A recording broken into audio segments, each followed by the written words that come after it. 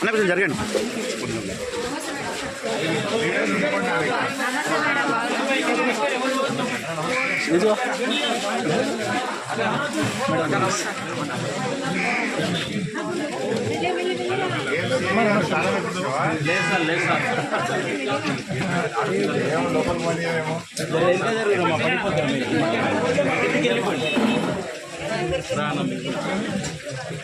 లోపల రాకండి మధురం వెళ్ళిపో.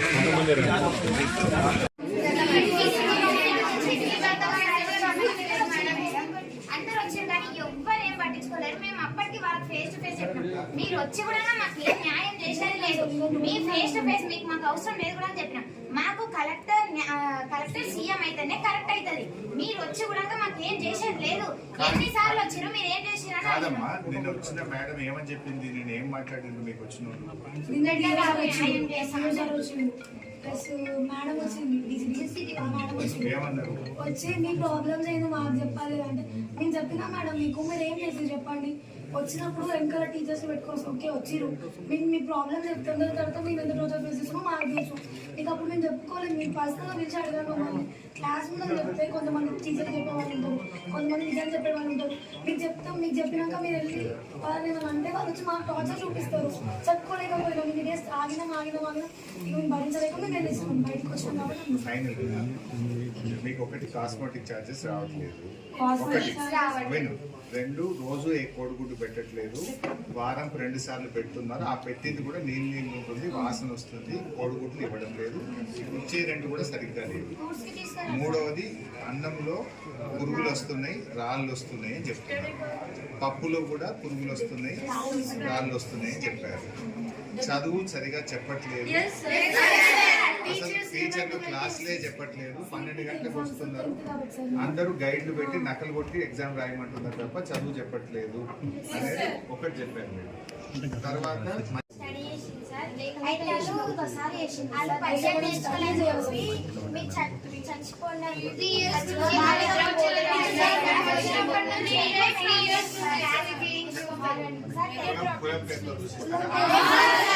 ఏమంటారు?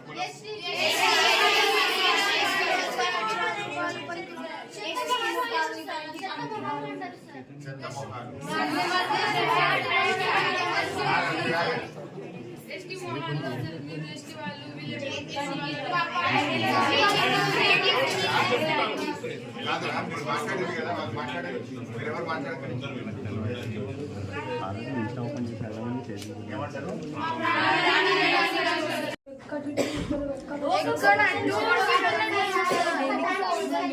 వేరే వాళ్ళు ఇక్కడ ఉన్న వాళ్ళని నాకు టిప్స్ కావాలి. నేను ఎంజాయ్ చేయాలి. మేడం ఇట్లా బటన్స్ లేవంటే అందరు 2 రూపీస్ కలెక్ట్ చేసుకొని తెచ్చుకొని కుట్టుకోండి అని చెప్పింది. మిషన్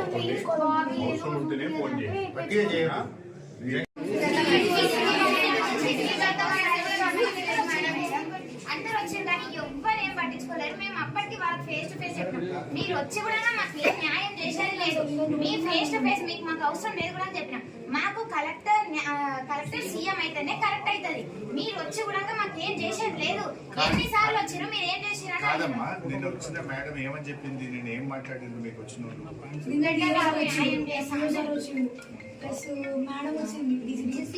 వచ్చింది ఏమన్నారు? వచ్చి మీ ప్రాబ్లమ్స్ ఏందో మాకు చెప్పాలి అంటే నేను చెప్పినా మేడం మీకు మీరు ఏం చేసి చెప్పండి. వచ్చినప్పుడు వెనకాల టీచర్స్ పెట్టుకోవచ్చు. ఓకే వచ్చిరు మీకు మీ ప్రాబ్లమ్స్ చెప్తున్న తర్వాత మేము ఎంత రోజు ఫేస్ చేస్తామో మాకు తెలుసు. మీకు అప్పుడు మేము చెప్పుకోలేదు. మీకు పర్సనల్గా పిలిచి అడగాను. మమ్మల్ని క్లాస్ ముందు చెప్తే కొంతమంది టీచర్ చెప్పే వాళ్ళు ఉంటారు, కొంతమంది నిజం చెప్పే వాళ్ళు ఉంటారు. మీకు చెప్తాం. మీకు చెప్పినాక మీరు వెళ్ళి వాళ్ళని ఏమైనా అంటే వాళ్ళు వచ్చి మాకు టార్చర్ చూపిస్తారు. చెప్పుకోలేకపోయినా మీ డేస్ ఆగినాం ఇక మేము భరించలేక మేము వెళ్ళేస్తాం. బయటకు వచ్చాం కాబట్టి మీకు ఒకటి కాస్మెటిక్ ఛార్జెస్ రావట్లేదు. విను, 2 రోజు ఏ కోడిగుడ్డు పెట్టట్లేదు. వారంకు 2 సార్లు పెడుతున్నారు. ఆ పెట్టింది కూడా నీళ్ళు ఉంటుంది, వాసన వస్తుంది. కోడిగుడ్లు ఇవ్వడం లేదు. ఇచ్చే 2 కూడా సరిగ్గా లేవు. 3వది అన్నంలో పురుగులు వస్తున్నాయి, రాళ్ళు వస్తున్నాయి అని చెప్తున్నారు. పప్పులో కూడా పురుగులు వస్తున్నాయి, రాళ్ళు వస్తున్నాయి అని చెప్పారు. చదువు సరిగా చెప్పట్లేదు, అసలు టీచర్లు క్లాసులే చెప్పట్లేదు, 12 గంటలకు వస్తున్నారు, అందరూ గైడ్లు పెట్టి నకలు కొట్టి ఎగ్జామ్ రాయమంటున్నారు తప్ప చదువు చెప్పట్లేదు అనేది ఒకటి చెప్పారు మేడం. తర్వాత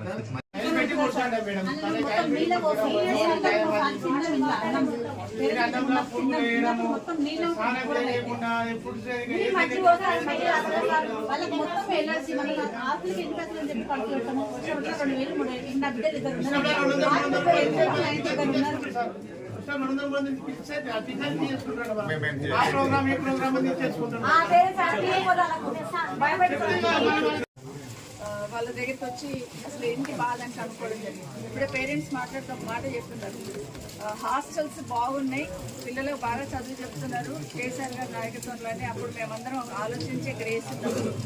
లాస్ట్ ఇయర్ వరకు లేని సమస్యలు ఇప్పుడు ఎందుకు ఉత్పన్నం అవుతున్నాయమ్మా అని అడుగుతున్నారు. ఇదే మేము కూడా అడగవచ్చు. ఎందుకంటే ఈరోజు ఇక్కడ పిల్లలందరినీ అడుగుతూ ఉంది, వాళ్ళు చెప్తున్న మాటలు వింటుంటే ఫుడ్ బాగాలేదని, అన్నంలో బియ్యం వస్తాయని, పప్పులో రాళ్ళు వస్తాయని, అడిగితే గట్టిగా అడిగితే కొట్టేస్తున్నారని, ఇవన్నీ వాళ్ళు చెప్తున్న సందర్భంలో అన్నిటికన్నా ముఖ్యంగా తల్లిదండ్రులను కూడా కామెంట్ చేస్తుందని మాట్లాడుతూ ఆ పిల్లలు ఏడుస్తుంటే నిజంగా చాలా బాధ అనిపించింది. ఒకటి ఏమర్థమవుతుందంటే ప్రభుత్వానికి గాలికి వదిలేస్తున్నారు. అసలు విద్యాశాఖను మొత్తం స్కూల్స్ని అన్నిటి కూడా గాలికి వదిలేస్తున్నారు. ఎవరు ఏం అడిగినా కూడా పట్టించుకునే స్థితిలో ఈ ప్రభుత్వం లేదని స్పష్టంగా అర్థమవుతుంది. ముఖ్యమంత్రి గారు రేవంత్ రెడ్డి గారు మాట్లాడుతున్నప్పుడు ప్రతిసారి చెప్తుంటారు, కేసీఆర్ గారు నిశాన చెప్పేస్తున్నారు. గురుకులము అనగానే కేసీఆర్ గారు నిశాన కనిపిస్తున్నట్టు, బట్ అన్నింటినీ ఏదో రకంగా ఇబ్బంది పెట్టాలి పిల్లల్ని అనే ఆలోచన చేస్తున్నట్టు స్పష్టంగా కనిపిస్తూ ఉంది.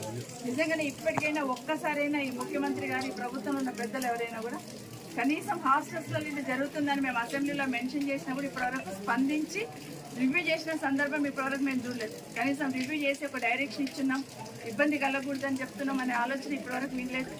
అసెంబ్లీలో మేము అడిగితే కూడా కనీసం సమాధానం లేదు. ఎందుకంటే అసెంబ్లీలో కూడా అడిగినాం, ఇట్లా జరుగుతుంది గురుకులాలలో, హాస్టల్స్లో ఇట్లా జరుగుతూ ఉంది, దయచేసి స్పందించండి అని ప్రభుత్వాన్ని అడిగితే నిమ్మకు నీరెత్తినట్టున్నారు. పిల్లలే పసికూనలు అన్యం పుట్టిన తెలియని వాళ్ళు రోడ్డు మీదకి వచ్చారంటే ఎంత బాధ ఉంటే వాళ్ళు రోడ్డు మీదకి వచ్చి ఉంటారు. దయచేసి అర్థం చేసుకోమని కోరుతా ఉన్నాను. ఇప్పటికైనా ఈ ప్రభుత్వం ఇప్పటికైనా కళ్ళు తెచ్చి విద్యాశాఖ మీద దృష్టి పెట్టి పేద పిల్లలే హాస్టల్స్కి వస్తారు, పేద పిల్లలే గవర్నమెంట్ స్కూల్స్కి వస్తారు, దాని మీద దృష్టి పెట్టి చర్య తీసుకోవాలని కోరుతా ఉన్నాను. ఖచ్చితంగా కలెక్టర్ గారు నిజంగానే పిల్లలు రోడ్డు మీదకి వచ్చిందంటే ఇమీడియట్గా కలెక్టర్ గారు ఇక్కడ అటెండ్ అయ్యి చూడాల్సిన సందర్భం. కానీ వాళ్ళకు కూడా ఇటు పక్క తిరిగి చూసే తీరిక లేకుండా అయిపోయింది. ఎవరు కూడా ఇక్కడికి వచ్చి చూసిన సందర్భం లేదు. ఇప్పటికైనా ఈ ప్రభుత్వం మేల్కొని, ఎందుకంటే చాలా మాటలు చెప్తున్నారు. గతంలో ప్రతిపక్షంలో ఉన్నప్పుడు, కేసీఆర్ గారు ముఖ్యమంత్రిగా ఉన్నప్పుడు గవర్నమెంట్ స్కూల్స్ అన్ని క్లోజ్ చేస్తున్నారని, లేకపోతే హాస్టల్స్లో ఇబ్బంది ఉందని పెద్ద గొంతెత్తి మాట్లాడుతున్నారు. 3000 స్కూల్స్ క్లోజ్ అయినాయి, గవర్నమెంట్ స్కూల్స్ అనేది ఆ రోజు టీఆర్ఎస్ ప్రభుత్వం నింద మోపినారు. కానీ ఈరోజు చూస్తూ ఉంటే మేము అడిగిన సందర్భంలో అసెంబ్లీలో అడిగితే కూడా సమాధానం లేదు. మరి 3000 స్కూల్స్ ఎక్కడెక్కడ క్లోజ్ అయినాయి చూపించమంటే చూపిస్తలేదు.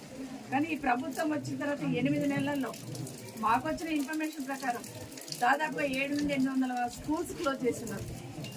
టీచర్స్ లేక, నిన్నగాక మొన్న కొడంగల్లోనే టీచర్స్ లేక స్కూల్ క్లోజ్ చేసిందని పేపర్లు వచ్చింది. ముఖ్యమంత్రిగా నియోజకవర్గం స్కూల్లో క్లోజ్ అయిందని వచ్చింది.